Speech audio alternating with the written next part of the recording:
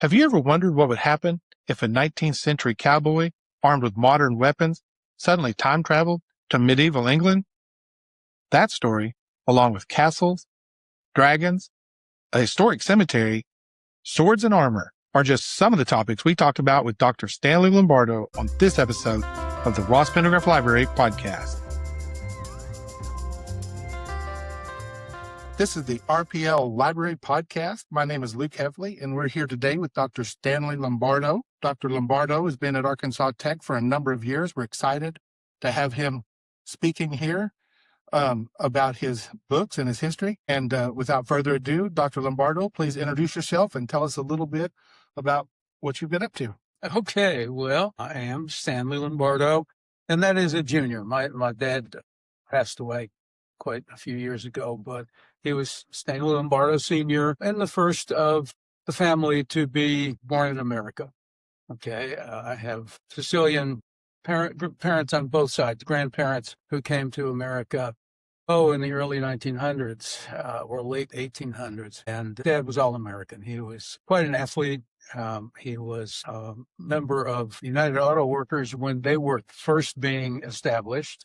There were no unions at the time that he started working for Chevy. So anyway, but I am Stanley Jr., and I have a son who's not Stanley the Third. He is Lucas. Okay. And he's going to Arkansas Tech University, and he'll be here for the rest of his education. As long as I'm here, he'll be here. So tell us a little bit about your Sicilian roots and how that might have influenced you on your writing. Okay. My grandfather, as I mentioned a bit ago, my grandfather on my dad's side was a natural storyteller. In fact, he was literally the village storyteller at Petruccia, Sicily. Okay, Petruccia translates as precious stone. All right. And he would entertain people. He would even visit people who were shut in because they were sick in some form, and he entertained them, tell them stories, sing with them. So it's just natural. And my dad had the gift also. Unfortunately, he never did anything with it. He was too busy earning the living to raise a family. So he worked for Chevrolet for 42 years.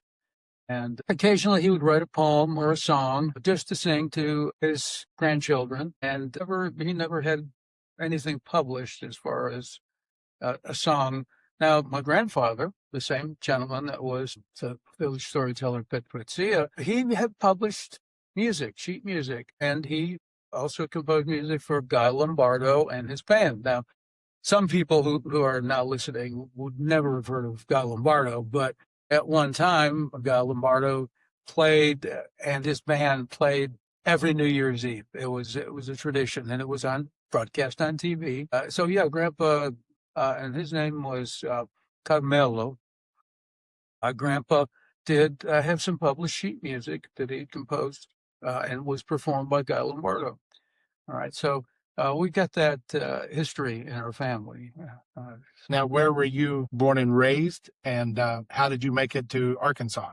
I was born and raised in Buffalo, New York, and I went to the State University of New York at Buffalo, where I got my undergraduate degree and graduated magna cum laude, and had Phi Beta Kappa, and so forth. And from Buffalo, having graduated, I got a fellowship at Indiana University, and at the same time, I also enlisted in the Navy. Wow. Okay, so I was mostly landlocked Navy. I actually was never on a ship.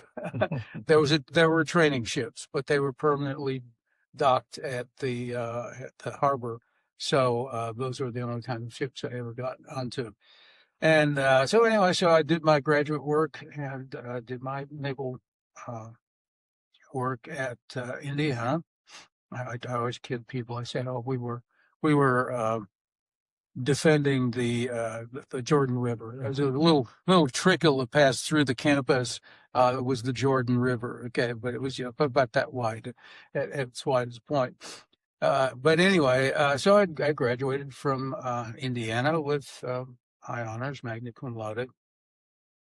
And as I was looking for employment, I saw the advertisement for Arkansas Tech University, and it sounded very good. And at the time, here's a little lesson in economics.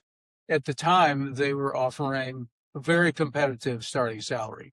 In fact, they were offering as competitive a starting salary as Yale or Harvard. Okay.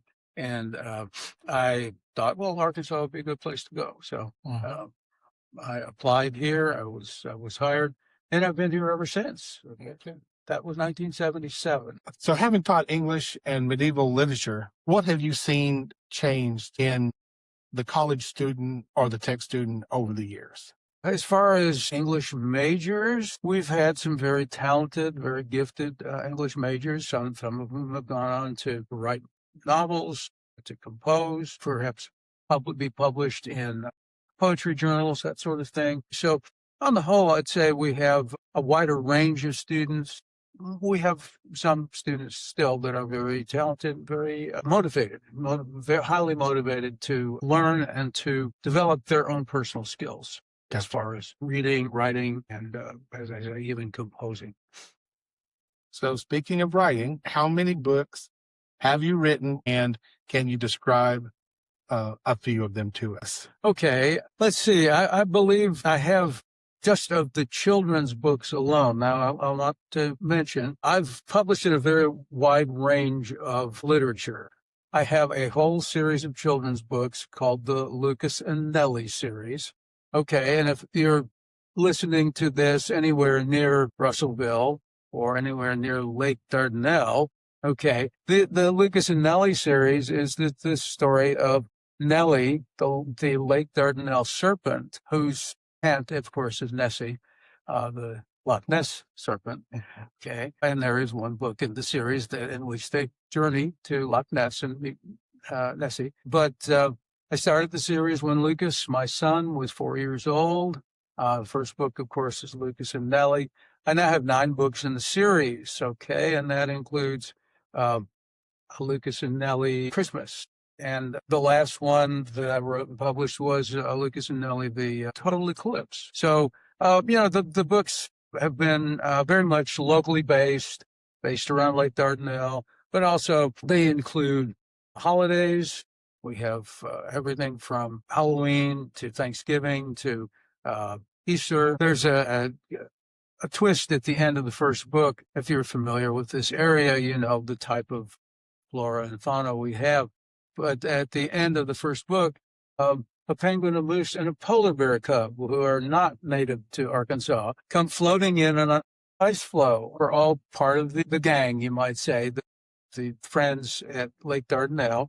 And so they have various adventures on their own. The moose, for example, helps to rescue 3 turkeys at Thanksgiving to prevent them from becoming the Thanksgiving feast. And the penguin decides to adopt an abandoned egg. The penguin adopts an abandoned wildfowl egg and hatches it, and it's a duckling of some kind, you know.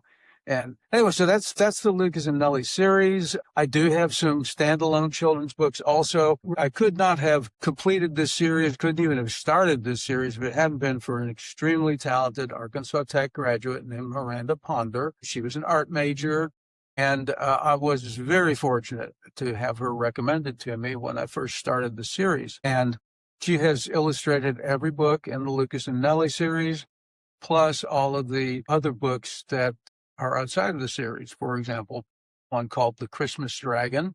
I like dragons, and there are several dragons in my books. But we did The Christmas Dragon. We did some stories that my grandfather told me about Sicily. And Miranda has illustrated all of those and has done a phenomenal job.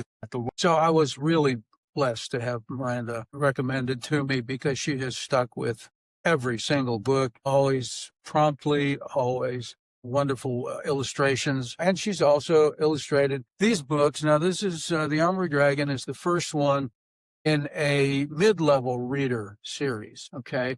It's not a children's book. It's for, I would say, fourth through sixth grade, maybe. Just depends on the student's reading level and also interest level. I mean, they can be read by adults. I do recommend that adults read them. But I started the Armory Dragon series probably about 3 years ago now, and she has done the illustrations. Now, they're not the full color illustrations. They're just line illustrations, but very nicely detailed and relevant to the action of the book. So again, I don't feel that my publications would be as successful if it hadn't been for Miranda's skill and talent and simply her work ethic, sticking with the project. So what's some other books with some themes and titles that you've written? Okay, well, I have one called Song of the Highwayman, which is my swashbuckler. I say on the back of the book, I say that if Raphael Sabatini, Alexander Dumas, and the author of the Scarecrow series had collaborated together to write the swashbuckler of their careers, it would be the Song of the Highwayman. And I'm very proud of it because I think it does everything that the swashbuckler should do. It has a protagonist with a secret identity. The secret identity is the fen tiger. And he wears a tiger skin. It's set in the 18th century. It's set in the 1700s. And the adult protagonist, there's an uncle and a nephew. And the adult protagonist goes some time in India. And in India, he kills a tiger. But it's not just any tiger. The tiger he kills was about to consume a holy man. And the guru, after he's been saved by the Englishman, blesses the tiger skin and says, the skin will protect you. And at the time he says, I don't think I'll need to worry about that. But as it happens, when he returns to England, he finds some injustices taking place. And this is during the reign of the early Hanoverians, when the Germans first became the royal family of England. Okay. So there are many injustices at that time. And so what he does is he dons the tiger skin and rides the highways at night and rights the wrongs. Okay.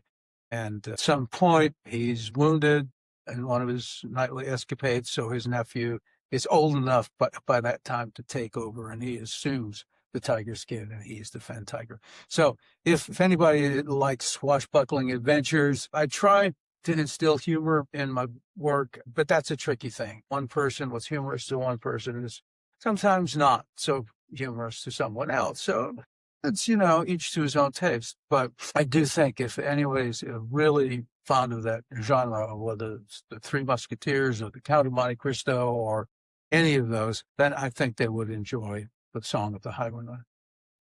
Now, what about the Paxton series? Okay, well, it's really an homage. The Paxton series began as an homage to the works of Edgar Rice Burroughs. As anybody who is a ERB fan knows, Edgar Rice Burroughs created the Mars novels with John Carter and Dejah Thoris and all the Thoats and the Tharks and all of the Martian flora and fauna. The first books, of course, involved John Carter. And one of the later books, the protagonist is a man. It's called Ulysses S. Paxton. So when I decided I was going to create my homage to Edgar Rice Burroughs, I took the Carter from John Carter and the Paxton from Ulysses S. Paxton and brought them together with Carter Paxton. All right, so the protagonist in the Paxton series is Carter Paxton, cowboy, buffalo hunter, Indian fighter, who rides through an Apache medicine cave in Arizona in 1885 and comes out in England in 1485. Okay, he rides through this time tunnel, in fact.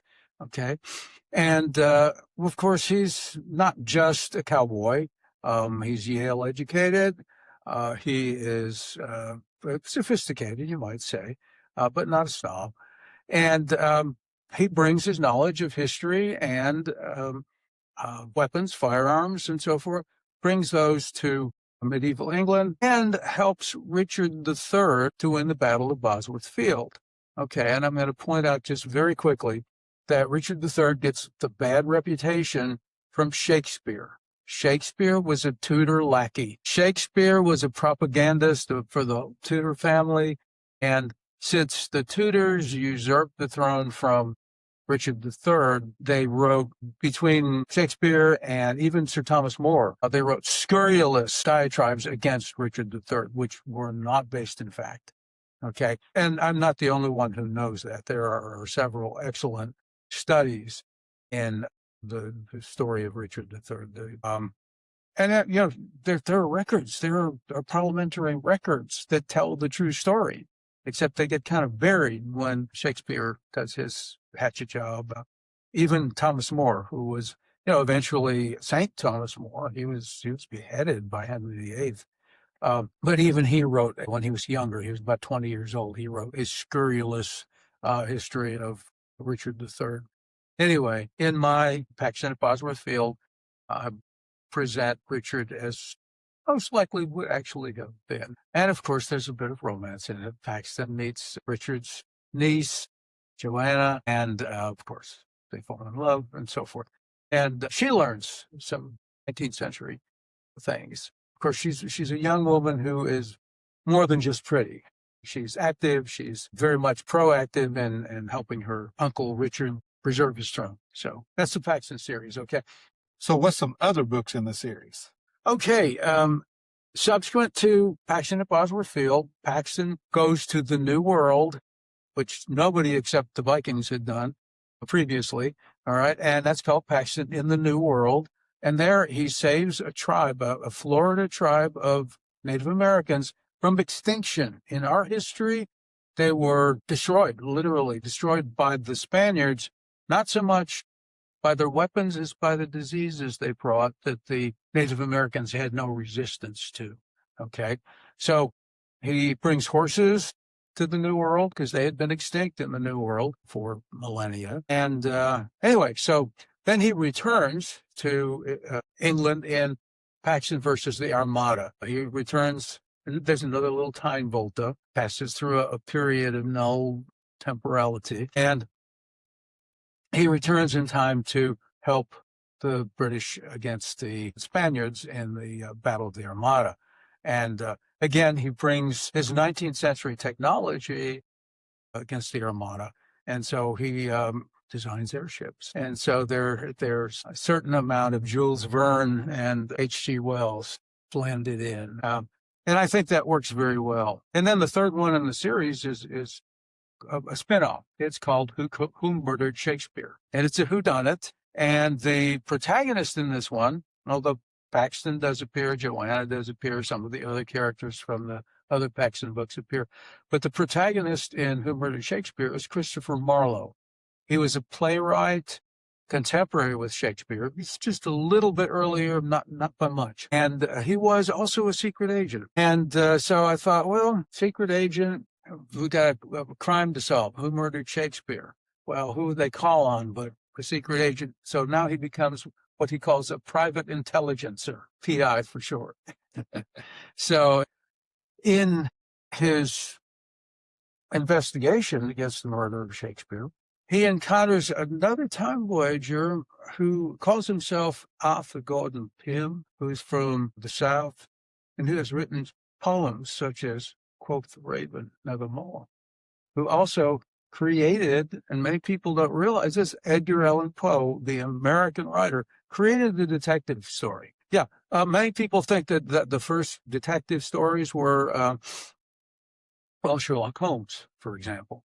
But Edgar Allan Poe was writing detective stories, The Murders in the Rue Morgue, the Purloined Letter, and so forth. He was writing those in the 1840s. Okay, so good 40 years before Sherlock Holmes. So anyway, so I have in Who Murdered Shakespeare, I have time-displaced Edgar Allan Poe. One of the reasons he is out of his time frame is that he worries that his wife is very frail. He's searching throughout the millennia. He's searching for a cure for it. And of course, since Paxton is from the 19th century, he knows a little bit about medicine. In fact, Paxton knows a little bit about everything. If someone wanted to publish I always say we always have a book in us. Everybody has a book, and it's easier now than ever been. Sometimes that's good, sometimes that's bad. Right. Tell us a little bit about how you get your books published and where you've seen that change over the last few years or decade. Okay. Well, when I first started writing and submitting my books, it was a very tedious process. You had to submit the entire manuscript. Now, some publishers would accept maybe 3 chapters, but many of them wanted the entire manuscript, which, we're talking a minimum of, like, say, 200 pages, usually longer than that. And you have to package it up, and you'd include return postage, okay? And you'd send it out. You'd wait. You'd come back. It would have a form letter. We regret that this work does not meet our current editorial needs. Thank you very much. Just a form letter. Nothing like, it's good, but we can't publish it at this time, and nothing of that sort. And I had agents who were very, very positive about my work. I had one lady who was from Australia. She was an Aussie, and she was just really enthusiastic about my books and got them read, and just never managed to reach the right editor. And that's it. Publishing the old-fashioned way, you have to make that right connection. The odds, of course, are horrendous, the odds against finding it. Now we have multiple options. We have many options. And probably the best one at the moment is Amazon. They're called the publishing wing. They call that the Kindle publishing. And it's international. You can decide which market you want to publish your book for, including just about all of them. I mean, you want to have your novel circulated in Denmark, you can do it. You want to have it circulated in Holland, you can do it. Okay, every place, including Japan. All right, so, and I do recommend it. Vanity publishing, okay, this is what it's sometimes called. In other words, someone who isn't published by a recognized publisher. It's called vanity publishing. Authors have been doing it for centuries. Edgar Allan Poe published his own works. H.G. Wells, C.S. Lewis, any number of people who published through what were sometimes called vanity presses.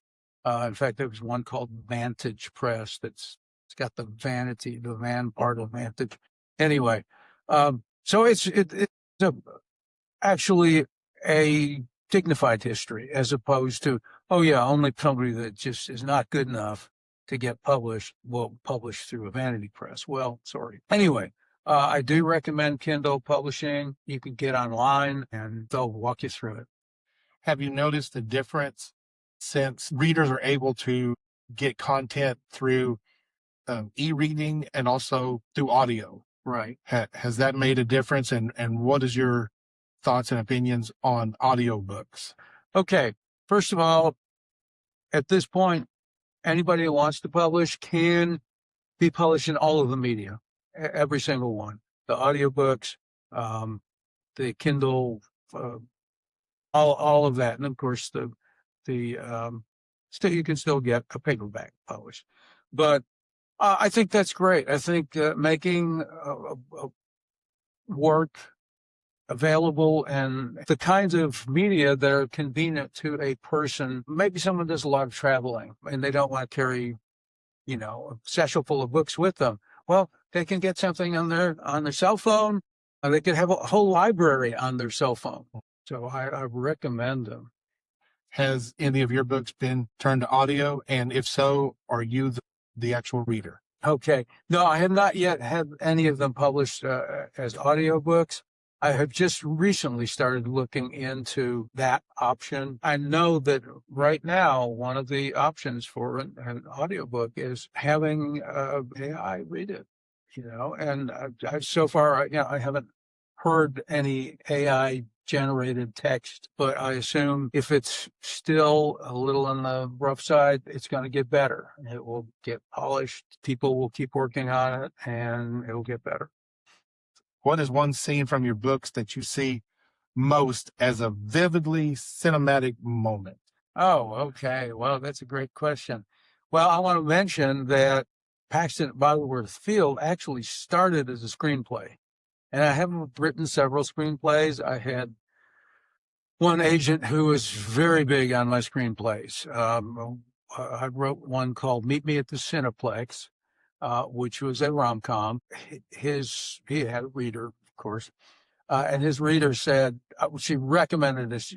He had a list, in each genre, he had a list of like up to 10 of his best submissions. For rom-coms, he had only 5.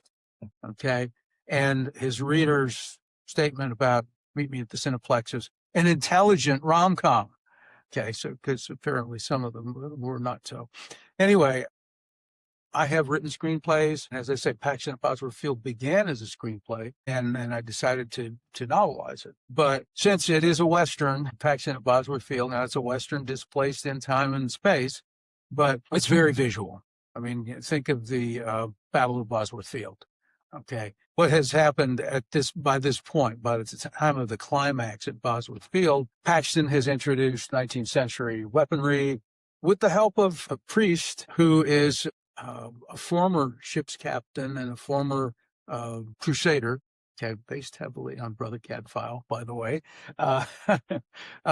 Anyway, he has helped in creating the frames for the single-shot rifles that he creates by talking to Father Tranquillus, because he was an expert in casting bells. And anything you can do with the bronze you cast in a bell, you can do with the bronze for a rifle frame. Okay. Some of the earliest Winchesters, for example, were brass framed. And by the time of the climax, the Battle of Bosworth Field, Paxton has created essentially a rifle corps and taught them 19th century techniques of volley firing and so forth. And so you've got a cavalry charge, and you've got the King's Own Dragoons firing their Martini Henrys, and it's a very dramatic piece. Okay, so yeah, this scene is good. So one of the questions I like to ask is, what's the White Whale Project? Maybe something you haven't written yet. Is there something out there that's just you're thinking about all the time? You haven't written it yet, but you want to. Maybe you will, maybe you won't. Okay. Well, maybe to be cheating a little bit if I answer with the work that's currently in progress, because it's based on something I've been thinking about. Okay. As I've mentioned many times already, I'm from Buffalo, New York. Yes. And Buffalo is home to one of the most famous cemeteries in the world. The original Forest Lawn Cemetery was in Buffalo, New York. It's still there. It's still an amazing place. I mean, you might not think that, strolling through a cemetery would be all that much fascinating, but it is, because some of the gravestones in Forest Lawn, the birth date, not the death date, but the birth date is in the 1700s. So Buffalo's an old city. The British burned Buffalo in the War of 1812. Okay. In Forest Lawn Cemetery, there are many fascinating monuments. And one of the most fascinating is a huge, larger than life tableau. It's encased in a gigantic bell jar. Okay. And it shows a family. The young man is lying on his funeral bier. He was in his 20s or early 30s, and his father stands on one side, the mother stands on the other, and hovering above him is this incredibly gorgeous angel. Okay, now, I've been thinking about that for years. How am I going to incorporate that in a story? Okay, so, well, as it happens, in the Armory Dragon series, I already have one book that sort of begins in Forest Lawn. It's not that monument. That's my new project. Okay. But the one in the Christmas, the Armored Dragon Christmas. Okay. That one has a monument. That was my imagination completely. Okay. And it's about a boy who dies at the age of 9 at the time of Christmas. And his parents build him a much smaller monument. Okay. And his grandfather returns as a spirit every Christmas to bring Christmas joy to some 9-year-old boy who doesn't have a Christmas coming. Okay. All right. So I started that, and it's the second one. It's the Armory Dragon Christmas. Has some wonderful illustrations by Miranda Ponder, my artist. The one I'm working on now, and I only have about 30 pages, so it's really brand new work in progress. Okay.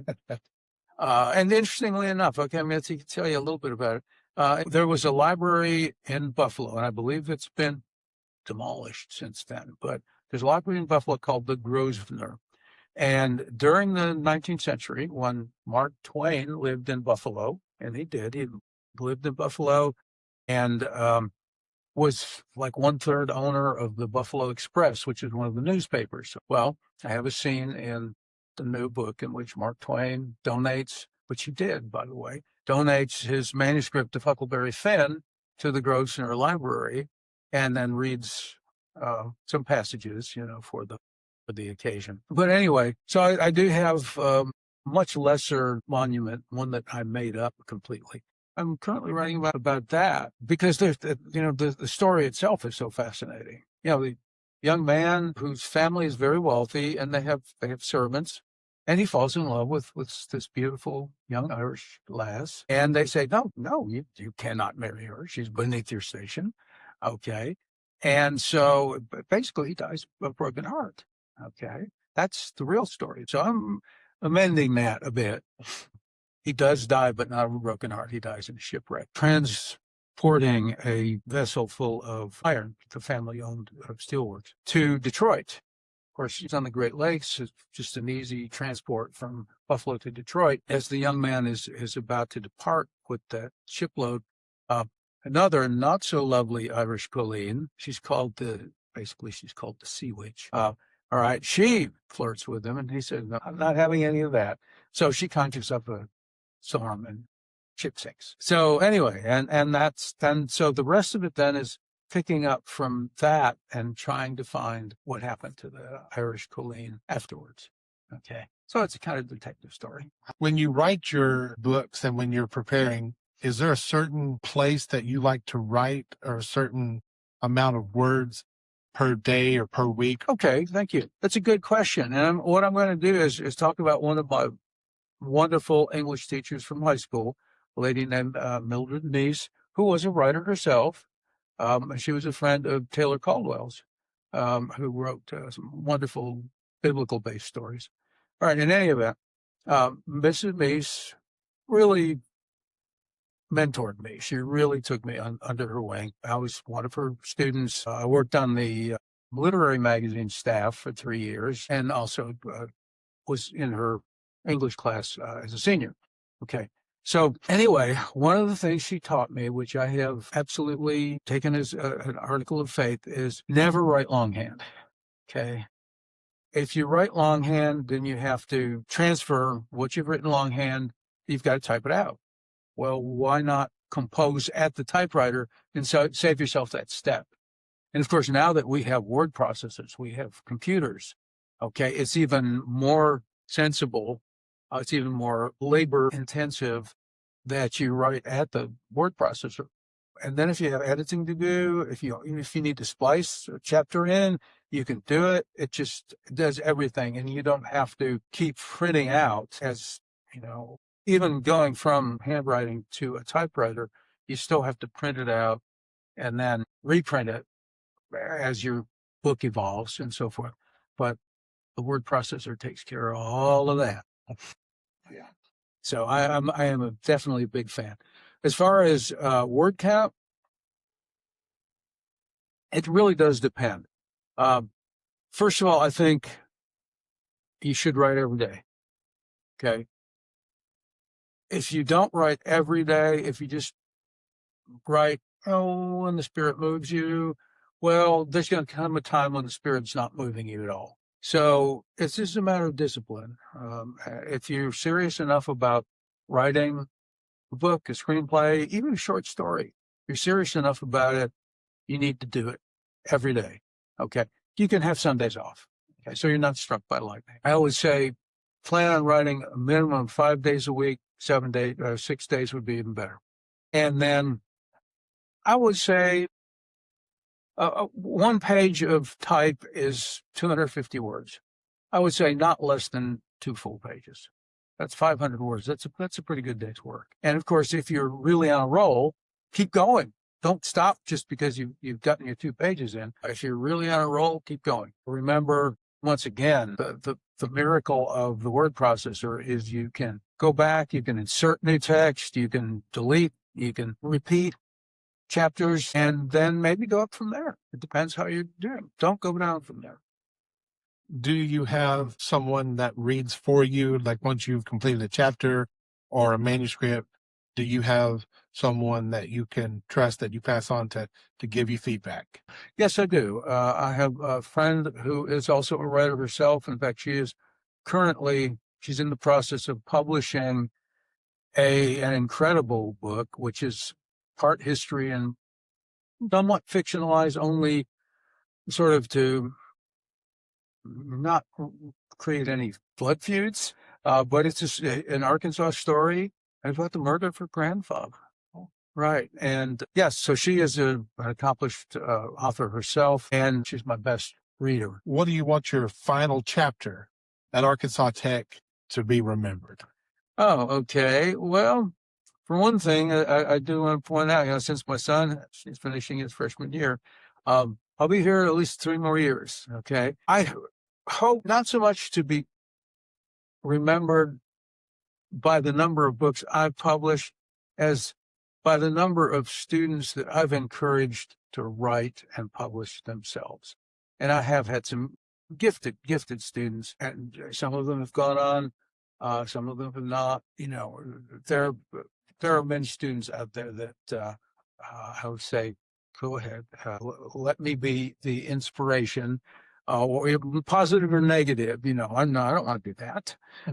Or yes, I want to do what you've suggested. And there's always a little bit of do as I say, not as I do.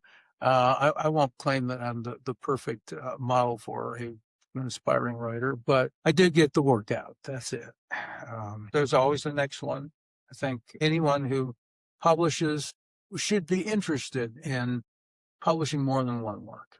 What are your other ideas? Keep a list, keep a file, and look for inspiration. I mean, we have Lake Dardanelle, we have Mount Nebo, we have Mount Magazine, we have Fort Smith, Arkansas, or with the Judge Parker's courtroom there. And, if you've watched True Grit or read the book, it starts in Fort Smith, Arkansas, and so we have lots of places and history to inspire people to write. So they just need to do it.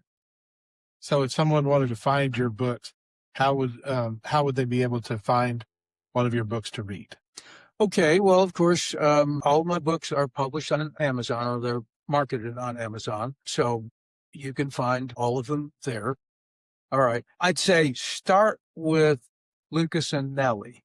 If you search Lucas and Nellie, okay, it will pull up all of that Lucas and Nellie series. And then if you click on one of the titles, and scroll down, then you can find my author's page. Wow. Okay. And then you'd be able to pull up all of my published works. Okay.